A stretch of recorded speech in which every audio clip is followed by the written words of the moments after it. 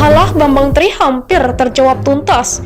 Biarpun kebohongan merajalela, kuasa ilahi markas rahasia PKI akhirnya ditemukan. Aku bangga Ganyang PKI. Ganyang PKI. Aku bangga lawan PKI. Partai ini. Ya, benar. Ayo maju. Nah, injak-injak aja. Aja. Markas PKI di Jakarta ala kantor LBH Jakarta. Markas PKI yang ada di Jakarta. Yang sebut siapa? Alfian Tanjung. Tak enaknya aja orang ngomong sampai Pak Jokowi pun kesian loh. Pak Jokowi sampai bilang, wah dek, kamu itu jadi karena gara-gara PDI Perjuangan. Juga dibilang Jokowi itu PKI, anak orang tuanya Cino. Makanya kalau tolong dong, kalau kamu tuh PDI Perjuangan, berani, bukan PKI kita. PKI udah nggak ada.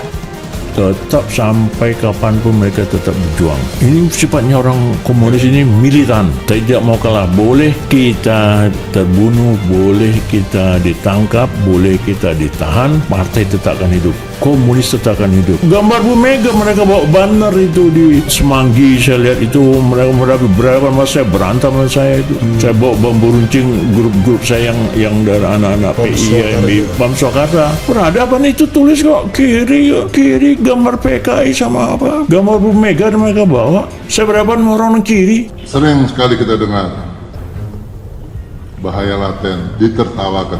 Tidak ada itu ya, bahaya laten. Kemudian komunis sudah nggak ada lagi, ngapain disebut-sebut. Ternyata sekarang muncul.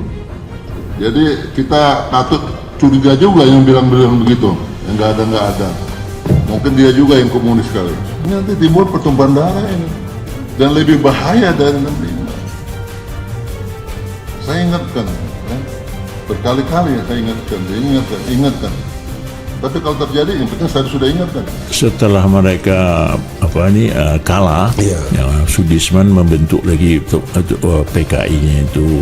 Kemudian di situ mereka akan membuat satu tiga metode perjuangan bekerja di kalangan musuh, yaitu di ABRI, di TNI, di PNS, dan di kalangan para ulama.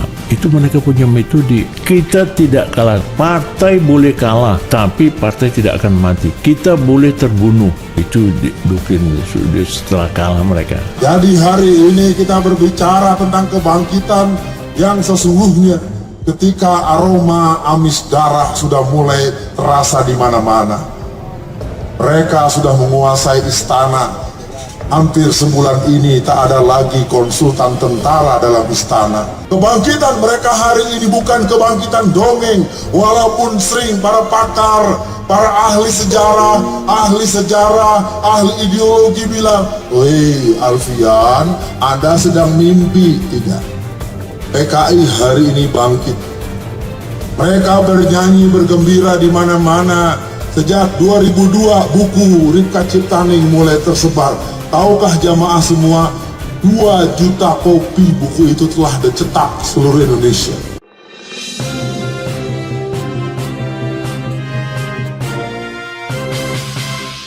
Inikah markas PKI di Keramat Raya menurut Kiflan Zen?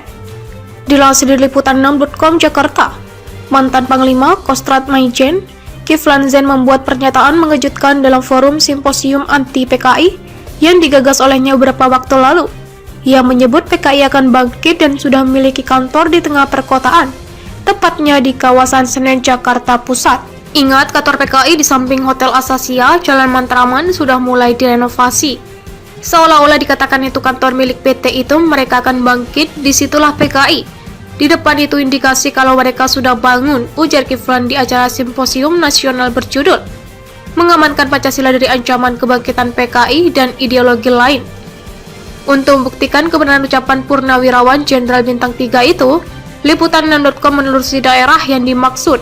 Dalam penelusuran yang ditemukan justru bukan gedung perkantoran, namun ada beberapa deretan warung, toko obat kuat, warung makan, dan bengkel sepeda motor. Namun selain jajaran toko yang berdempetan itu, terdapat sebuah gedung kosong yang tampak kusam, ditumbuhi lumut dan rumput liar, Di depan gedung tampak terpasang sebuah tiang bertuliskan PT Catur Kerida Dana Utama di sebuah plang berwarna hijau.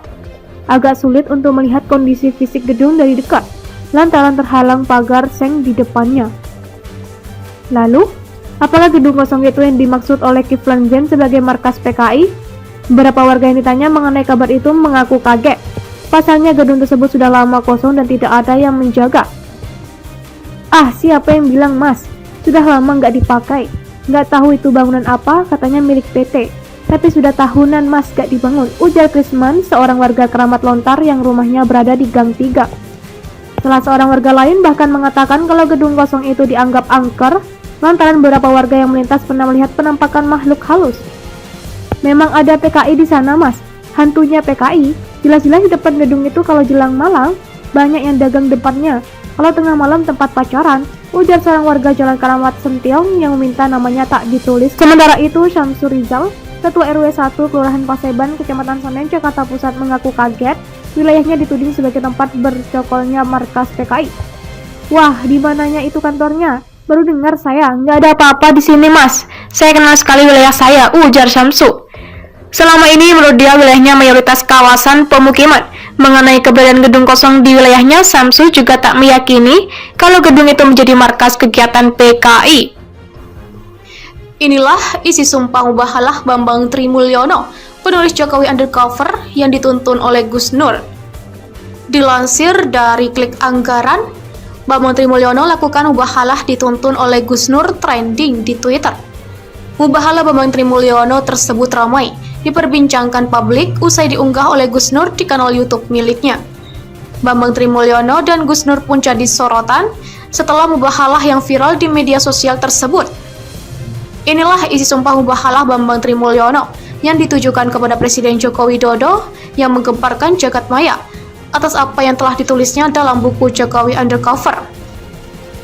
Sebelumnya, Gus Nur mengunggah sebuah video dengan Bambang Trimulyono, penulis Jokowi Undercover, di kanal YouTube-nya dengan judul Mubahalah Bambang Tri di bawah Al-Quran, Bloko Suto sekarang siapa yang pendusta part 1. Dalam video tersebut, Gus Nur terlihat menuntun Bambang Trimulyono, penulis Jokowi Undercover, tersebut untuk mengucapkan sumpah mubahalah bahwa apa yang ditulisnya dalam buku tersebut adalah benar adanya. Karenanya, Gus Nur dan Bambang Trimulyono, penulis Jokowi Undercover, jadi sorotan publik dan trending di Twitter. Bambang Trimulyono, penulis Jokowi Undercover, itu kini usianya kurang lebih 50 tahun. Bambang Tri punya rekam jejak pendidikan yang baik saat duduk di bangku sekolah dasar hingga sekolah menengah atas. Dikutip dari Tempo, meski Bambang Tri selalu mendapat ranking kelas, dia tidak tamat kuliah alias drop out saat menempuh pendidikan di Universitas Negeri Jenderal Sudirman Purwokerto. Kakak Bambang Trimulyono pernah menceritakan bahwa Bambang Tri menempuh pendidikan di SD Negeri Sukorejo, SMP Negeri 2 Blora, dan SMA Negeri 1 Blora. Menurutnya, Bambang Tri menonjol dalam pelajaran matematika, ilmu pengetahuan alam, dan bahasa Inggris. Selain itu, dia pandai mengaji. Hari ini telah di studio GN, Mas Bambang Tri, penulis Jokowi Undercover, kata Gus Nur memperkenalkan. Saya tetap saat ini ya cocok sependapat, sehati dan percaya dengan apa yang dikatakan beliau saat ini, ungkap Gus Nur.